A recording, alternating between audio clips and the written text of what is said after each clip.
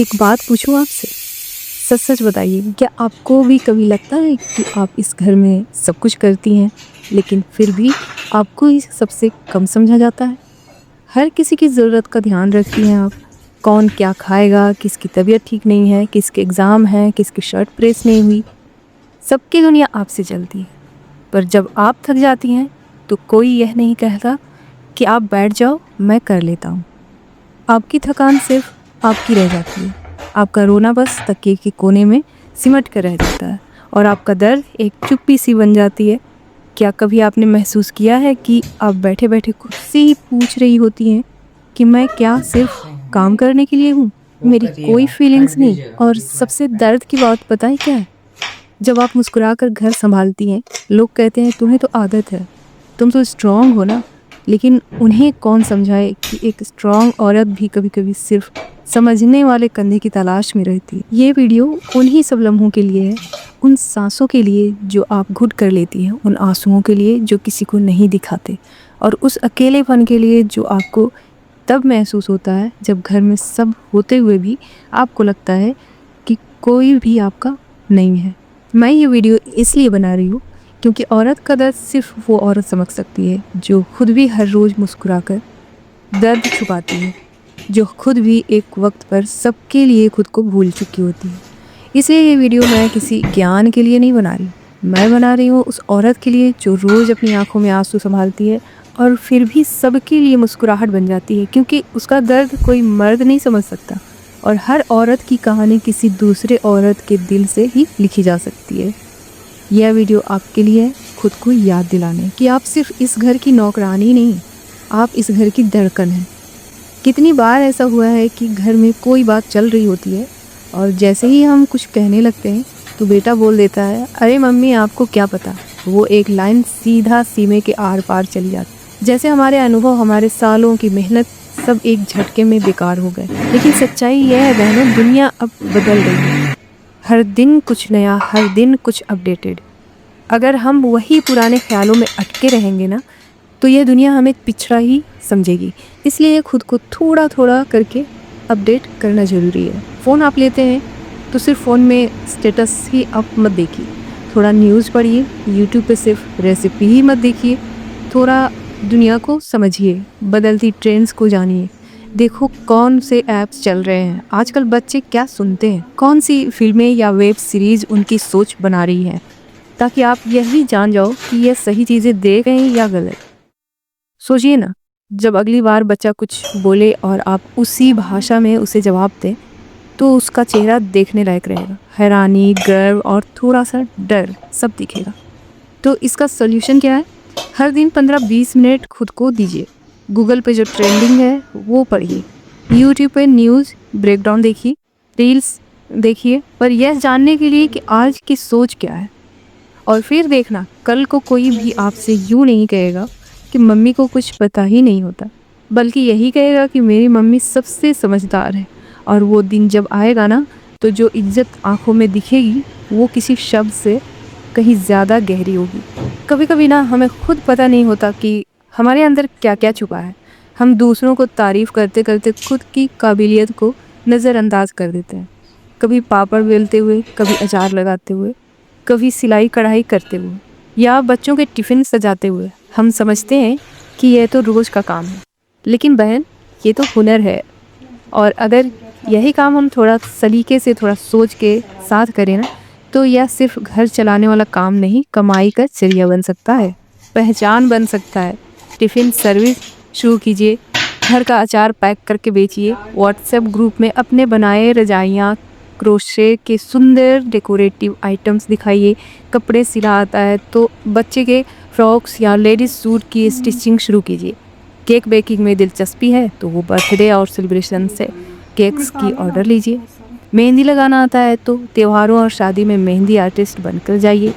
अगर पढ़ी लिखी हैं तो ऑनलाइन या पार्ट टाइम कोई जॉब कीजिए। घर पर कोई बच्चे को ट्यूशन दीजिए। डांसिंग में रुचि है तो वीकेंड पे क्लासेस शुरू कीजिए। और हाँ, अगर दिल से कुछ कहना चाहती हैं तो यूट्यूब या इंस्टाग्राम पर अपना कंटेंट बनाइए, लोगों से जुड़िए और खुद की आवाज़ को पहचान दिलाइए। शुरुआत में छोटे पैमाने पर होगी, पर इज्जत बड़ी मिलेगी। और सबसे ज़रूरी बात, जब पहली बार कोई आपको पैसे देगा आपके बनाए किसी काम के बदले, तो जो आत्मविश्वास आपके अंदर जागेगा ना, वो आपके चेहरे से लेकर चाल में दिखेगा। फिर आपको कोई घर में रहने वाली औरत नहीं कहेगा, बल्कि काम करने वाली समझदार औरत कहेगा। तो समाधान क्या है? आज ही अपने आप से एक सवाल पूछिए, मुझे किस काम में खुशी मिलती है और क्या मैं उसमें दूसरे की मदद कर सकती हूँ? बस वही काम आपका हुनर है और वहीं से आपके सम्मान की शुरुआत होती है। याद रखिए दोस्तों, जो औरत खुद के पैरों पर खड़ी होती है ना, उसके सामने दुनिया अपने आप झुक जाती है। बचपन वो उम्र होती है जहाँ दिल को जो दिखता है वही हमेशा के लिए दिल में बस जाता है। और अगर हम अपने ही घर में इज्जत खोते जाएं, तो बच्चे भी धीरे धीरे सीख जाते हैं कि मम्मी की बातों की कोई अहमियत नहीं। सोचिए, अगर रोज वह यही देखेंगे, कोई आपको ऊंची आवाज़ में बात करता है, आपके काम को हल्के में लेता है या आपके सामने आपको ही नीचा दिखा देता है, तो बच्चे यह मानने लगते हैं कि यही तरीका सही है। कई बार तो माँ बाप ही अपने बच्चों के सामने बहस कर बैठते हैं या खुद माँ ही अपनी बेइज्जती पर चुप रह जाती है, कहती है बच्चे छोटे हैं, क्या सोचेंगे समझेंगे। पर यही सबसे बड़ी गलती होती है। बच्चे बहुत समझते हैं, आपके चेहरे के उतरे हुए रंग, आपकी चुप्पी, आपकी टूटी हुई आंखें सब पढ़ लेते हैं और वहीं से शुरू होता है उनका नज़रिया। बच्चों को संस्कार देना सिर्फ उन्हें नमस्ते और धन्यवाद सिखाना नहीं होता, उनके सामने आपको अपनी इज्जत बचानी भी एक संस्कार है। अगर कोई आपके सामने अपशब्द कहे तो एकदम सदी हुई आवाज़ में कहिए, प्लीज़ इस तरह का वर्ड मेरे सामने ना बोलिए। यह एक लाइन आपके बच्चों को सिखा देगी कि मम्मी की एक हद है और वह खुद को सम्मान देना जानती है। कभी भी बच्चों के सामने खुद को नीचा ना दिखने दें। अगर कभी ऐसी कोई बात हो भी जाए तो बाद में अपने बच्चों से काम बात कीजिए, बेटा मम्मी को ऐसा बोलना अच्छा नहीं लगा। घर में हर किसी को इज्जत देना चाहिए, इससे उन्हें समझ आएगा कि इज्जत मांगी नहीं जाती बल्कि अपने व्यवहार से कमाई जाती है। अगर आप चाहती हैं कि कल को आपके बच्चे आपको प्यार, इज्जत और समझदारी से देखें, तो आज उनके सामने खुद को इज्जत देना शुरू कर दीजिए, क्योंकि जैसा माहौल वह देखेंगे वैसा ही इंसान बनेंगे। हमारे घर में जब भी कोई बड़ा आता है, हम खड़े हो जाते हैं, उनके लिए पानी लाते हैं, उनकी बातों को ध्यान से सुनते हैं, क्योंकि हमने बचपन से यही सीखा है, बड़ों को इज्जत दो, तभी घर में बरकत रहती है। और यह बात पूरी तरह से सही है। लेकिन इज्जत देने का मतलब यह नहीं कि आप खुद को इज्जत देना भूल जाए। बड़ों को आदर देना ज़रूरी है, पर खुद को इतना छोटा मत समझो कि कोई भी कुछ भी कह जाए और आप सिर्फ मुस्कुराकर सहते रहें। कभी कभी कुछ बड़े आदत से मजबूर होते हैं, वो लोग छोटी छोटी बातों में ताना मारते हैं या हर बार आपको यह जताते हैं कि तुम्हें क्या आता है, तुमसे तो कुछ हो ही नहीं सकता। ऐसे में चुप रहना हमेशा सही नहीं होता। सम्मान के साथ खुद को मर्यादा बनाए रखना ज़रूरी है। अगर आप हर बार चुपचाप सहती रहीं तो धीरे धीरे आपकी पहचान मिट जाएगी और एक दिन ऐसा आएगा कि घर में आपकी बात कोई सुनेगा ही नहीं। इसलिए बड़ों को सम्मान दो, लेकिन इतनी चुप्पी मत तोड़ो कि आपकी आत्मा घुट जाए। अगर कोई गलत कह रहा है तो आप शांति से आदर के साथ जवाब दीजिए कि माफ़ कीजिए, पर मुझे ऐसा नहीं लगता, या मैंने अपनी तरह से कोशिश की है, हो सकता है मुझसे गलती हुई हो, पर मैं सीख रही हूँ। याद रखिए, आपकी चुप्पी कभी कभी ना सामने वाले की आदत बिगाड़ देती है और आपकी विनम्रता को वो आपकी कमजोरी समझ बैठते हैं। तो ऐसे में आप क्या करेंगे? सबसे पहले बड़ों को वही सम्मान दीजिए जो आप दिल से देना चाहते हैं। साथ में खुद को भी उतना ही समझिए, क्योंकि अगर आप खुद को नहीं समझेंगी तो दुनिया भी आपको नज़रअंदाज कर देगी। सम्मान का मतलब खुद को मिटाना नहीं होता, बल्कि खुद को भी वो जगह देना है जो आप डिजर्व करती हैं। कभी कभी लगता है ना कि काश कोई होता जो पास आकर बस यह कह देता, मैं समझता हूँ तुम्हारा दर्द, रो मत, मैं हूँ ना। पर हकीकत यह है कि ज़िंदगी में कई मोड़ ऐसे आते हैं जहाँ कोई नहीं होता, ना कोई कंधा, ना कोई आवाज़, ना कोई दिलासा। आपके आंसू गिरते हैं तकिए पर और आप खुद से कहती हैं सब ठीक हो जाएगा, पर दिल जानता है कि अभी कुछ भी ठीक नहीं है। पर कब तक रोती रहेंगी आप? कब तक इस उम्मीद में बैठी रहेंगी कि कोई और आएगा और आपकी टूटी हुई दुनिया को जोड़ देगा? सच यह है कि आंसुओं में बहकर कुछ हासिल नहीं होता। हाँ, दर्द सच्चा है, पर उस दर्द में डूबे रहना जो आपकी ताकत नहीं, आपकी रुकावट बन जाता है। अब वक्त है कि अपने आंसू खुद पोंछिए, अपने बाल खुद संभालिए, अपने चेहरे से वह थकान खुद मिटाइए और खुद को आईने में देखकर कहिए, मैं टूट सकती हूँ लेकिन बिखरूंगी नहीं। जिन लोगों का इंतज़ार आपने किया, शायद उन्हें फ़र्क ही नहीं पड़ा कि आप टूट रही थी। और अब जब आपने सब झेल लिया है, तो क्या अब भी किसी के सहारे की ज़रूरत है? नहीं। अब वक्त है खुद को समेटने का, खुद को खड़ा करने का। एक बार जब आप खुद अपने आंसू पोंछना सीख जाती हैं, तो दुनिया की कोई ताकत आपको तोड़ नहीं सकती।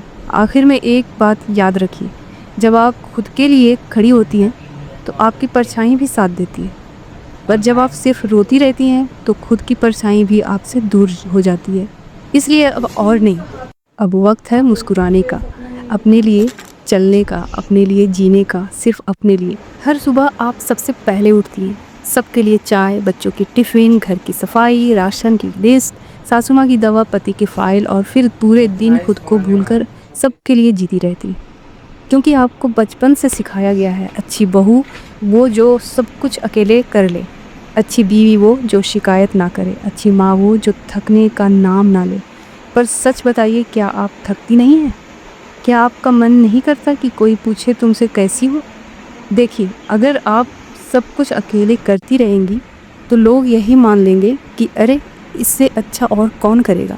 वो ना आपकी तकलीफ़ देखेंगे, ना आपका थकान समझेंगे। कभी 2 दिन कपड़े मत धोइए, कभी रोटी ना बनाइए, कभी चुपचाप बैठ जाइए अपने लिए। लोग तब समझेंगे कि आप मशीन नहीं हैं। आपके भी हाथ दुखते हैं, कमर टूटती है, मन भी थकता है। काम बाँटिए, हर चीज़ आपको करने की ज़रूरत नहीं है। घर सबका है तो काम भी सबका होना चाहिए। बच्चों को कहिए खुद अपने जूते रखें, पति से कहिए कुछ काम वो भी कर लें और खुद से कहिए कि मैं भी इंसान हूँ, मुझे भी आराम चाहिए। सुपर वुमन बनने का दबाव छोड़ दीजिए, क्योंकि असली ताकत इनमें है कि आप अपने शरीर, अपने मन, अपने समय की कद्र करें। याद रखिए, जो औरत अपनी थकान को भी इज्जत देती है, वही औरों को सिखा पाती है कि मैं सिर्फ एक भूमिका नहीं निभा रही हूँ, मैं एक इंसान हूँ जिसे समझने और सहारा देने की ज़रूरत है। अगर यह बातें कहीं ना कहीं आपके दिल को छू गई हो, तो खुद से एक वादा ज़रूर करिए, अब किसी की दया पर नहीं, खुद की ताकत पर ज़िंदगी जीनी है। अगर आपको यह वीडियो थोड़ी सी भी ताकत दे पाई हो ना, तो बस एक बार कमेंट में ज़रूर लिखिए कि अब मैं खुद के लिए खड़ी हूँ, ताकि और भी औरतें यह पढ़कर हिम्मत पाएँ। मिलते हैं अगली वीडियो में, तब तक अपना ढेर सारा ख्याल रखें।